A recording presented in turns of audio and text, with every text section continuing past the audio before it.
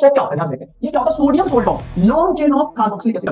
तेल वाला जो पार्ट होता है बेटा उसे हम बोलते हैं हाइड्रोफोबिक। क्या बोलते हैं बेटा? हाइड्रोफोबिक। हाइड्रोफोबिक। यहाँ पर बेटा आपको वर्ड से समझ में आ रहा होगा कि हाइड्रो का मतलब होता है वाटर और फोबिक का मतलब होता है बेटा फियर। यानी कि इतना बड़ा जो पार्ट है ना, इसको किस चीज से फियर है? किस चीज से डर है? इसको पानी से डर है। तो यानी कि यहाँ पे चीज क्लिक हो गई है, जो तेल होता है किस से डरता है? पानी से डरता है। ठीक है, समझ में आ गया? जो हेड पार्ट होता है बेटा वो क्या होता है? हाइड्रोफिलिक होता है बेटा। क्या होता है? हाइड्रोफिलिक। तो बेटा यहाँ से भी वर्ड से मुझे समझ में आ रहा है हाइड्रो मतलब क्या होता है बेटा?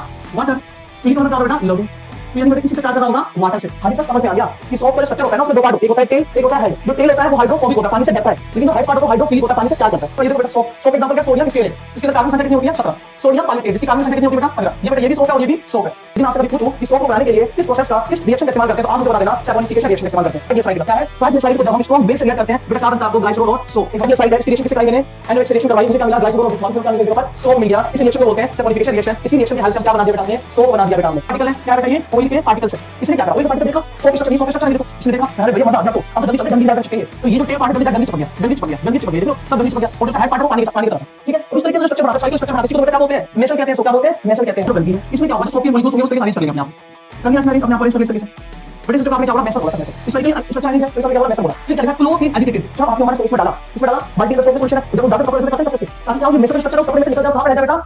पानी में रह जाएगा। तो कपड़ा साफ हो जाएगा, ठीक है ना? सोप वाटर एकदम क्या हो जाएगा? जो सोप का पानी वो तो गंदा हो जाएगा, लेकिन आपका कपड़ा क्या हो जाएगा? साफ हो जाएगा। तो सोप जो है वो हार्ड वाटर रिएक्ट इसलिए नहीं करता क्योंकि हार्ड वाटर के अंदर में कैल्शियम और मैग्नीशियम की सोल्ट प्रेजेंट होती है। ये कैल्शियम और मैग्नीशियम की सोल्ट है वो साबुन के साथ रिएक्शन परफॉर्म करता है और इसकी फॉर्मेशन करता है। इसी वजह से झाग बनती नहीं है। झाग बनेगी नहीं तो कपड़े सफाई होगी नहीं। हार्ड वाटर है, हार्ड वाटर में क्या है? कैल्शियम और मैग्नीशियम की क्या बेटा? सोल्ट प्रेजेंट है। जैसे आपने soap adding hard water, soap को जैसे आपने ऐड किया हार्ड वाटर के अंदर, तो क्या होगा? सोप जो है कैल्शियम की सोल्ट मैग्नीशियम की सोल्ट रिएक्शन परफॉर्म करेगा, क्या बना देगा बेटा? स्कम। इस तरीके से कैलाइडर का मतलब होता है फॉर्म। क्या बेटा होता है? फॉर्म। फॉर्म मतलब होता है झाग। इनकी झाग क्या बनेगा बेटा? कम बनेगा झाग। ठीक है, समझ में आ गया बेटा? चलो आगे बढ़ते हैं। देखो ध्यान से एकदम चीज क्लियर है बेटा, समझ में आ रहा है? एकदम ध्यान से देखना, इसको देखो, एक मिनट और है बस, कुछ नहीं। सोप वाटर और हार्ड वाटर के बीच में डिफरेंस क्या है? सोप वाटर और हार्ड वाटर के बीच में डिफरेंस क्या है? हार्ड वाटर जो होता है बेटा, हार्ड मिनरल्स कंटेंट, इसके अंदर मिनरल्स की कंटेंट होती है वो ज्यादा होता है, लेकिन सोप वाटर में जो होता है मिनरल की कंटेंट कम होती है।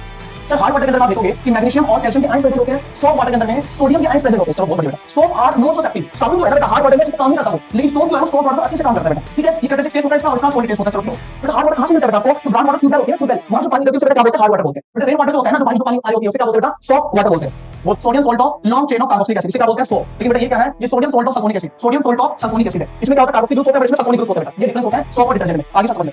अब सोप होता है not so active hard water. बेटा साबुन जो होता है ना, वो साबुन जो होता है ना वो हार्ड वाटर में काम करता है, लेकिन बेटा डिटर्जेंट है वो चाहे तो हार्ड वाटर से परफॉर्म करेगा और सोप वाटर से अच्छे परफॉर्म करेगा।